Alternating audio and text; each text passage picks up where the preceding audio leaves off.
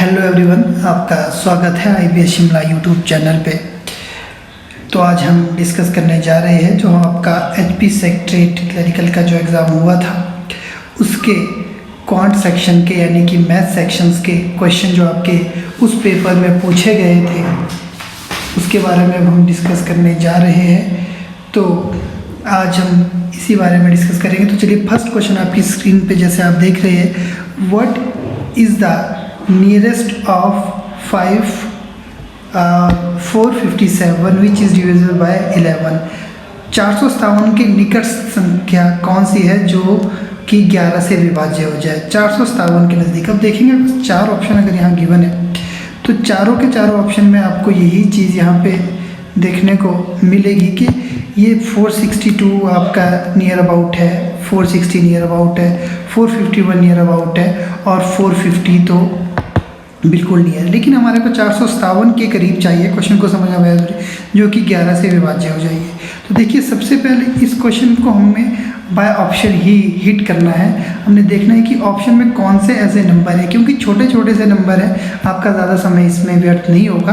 अगर आप छोटे छोटे नंबर को देखकर चलते हैं तो आपको ईजी कोई दिक्कत हो जाए नहीं होगी, ईजीली चीज़ें हो जाएगी। तो आप देखिए कि 450 आपको बताया एंड में 0 आता है तो ये आपका 11 से डिवाइड नहीं हो सकता है। और दूसरी आप देखिए 451। अब देखिए 451 को अगर आप 11 से डिवाइड करने का सोचते हो तो आप करोगे 4 यहाँ पे क्या आ जाएगा आपका 11 से कटेगा 4, फिर यहाँ आ जाएगा 41, ये आएगा 451। अब देखिए ये इससे लगभग आपका 6 कम है तो एक ही नंबर कट रहा है आपका। 460 आपका कट नहीं सकता। अब आते हैं 462 में। अब ये भी 11 से देखेंगे आप तो क्या आ जाएगा, ये भी आपका क्या होगा 11 से कट जाएगा। लेकिन आप देखेंगे 457 और 462 में लगभग आपका 3 to 5 का ही गैप आपका आ रहा है, जबकि यहाँ पे 6 का गैप आ रहा है।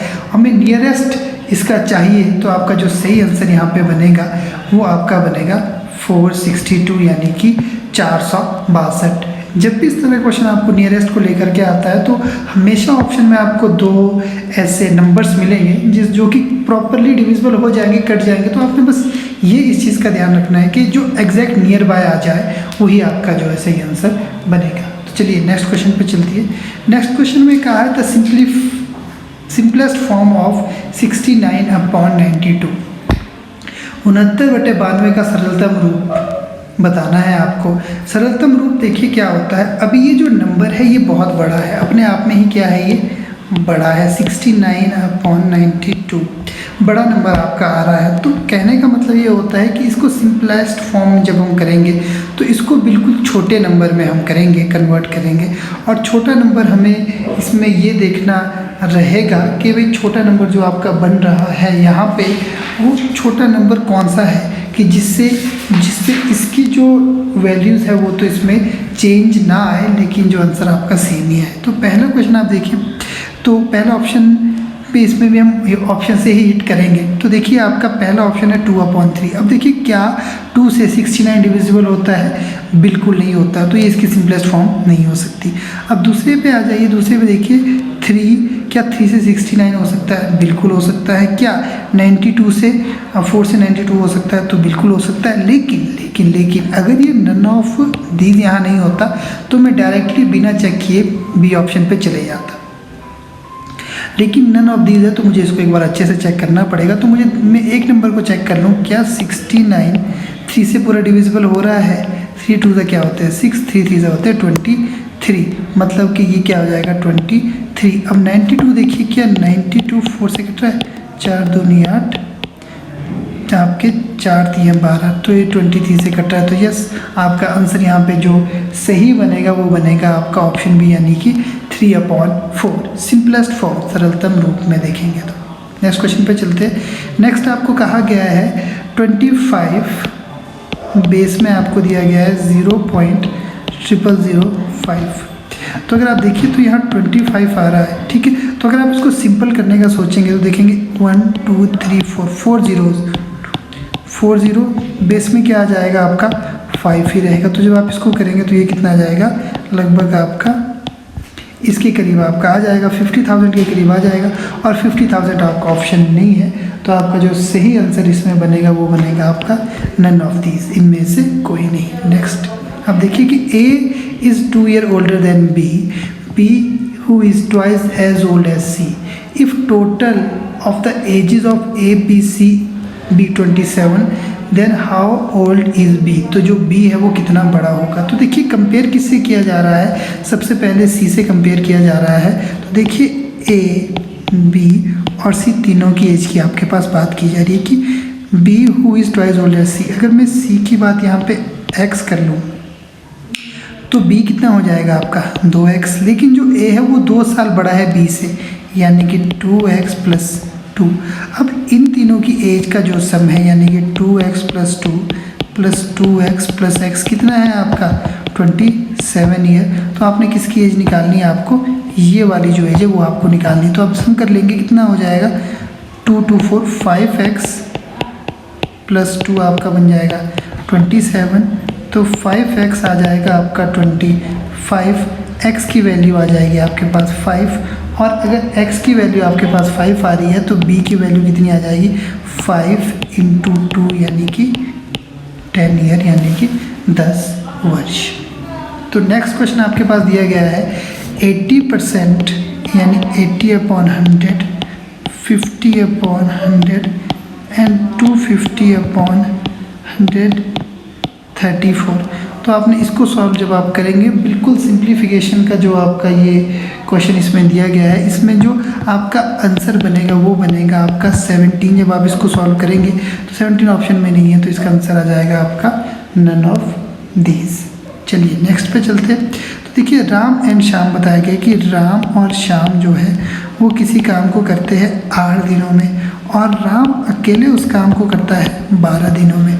How long will Shyam take to do job himself. तो ये पूरा जो काम है ये राम अकेले कितने दिनों में करेगा। सबसे पहले अगर काम की बात की गई है तो आपको काम का पता होना ज़रूरी है। तो काम अगर आप लेंगे तो इन दोनों का एलसीएम लेंगे तो वो कितना बन जाएगा आपका 24। तो यहाँ पे 8 × 3 = 24, 12 × 2 = 24। तो यहाँ से क्या निकला कि जो राम और श्याम है वो एक दिन में 3 काम करते हैं, और राम अकेले में एक दिन में 2 काम करता है। तो राम यहाँ भी काम कर रहा है, राम यहाँ भी काम कर रहा है, और सेम काम कर रहा है, तो राम यहाँ भी 2 काम करेगा, यहाँ भी 2 काम करेगा, यहाँ टोटल 3 है। तो जो एक काम है वो कौन करेगा, श्याम करेगा। तो श्याम से पूछा गया है कि ये पूरे काम करने में कितना दिन लगेगा, 24 डेज ये आपके लेगा। चलिए नेक्स्ट क्वेश्चन पे चलते हैं। ये कहा गया कि the athlete runs 200 metre race in 24 second, his speed is.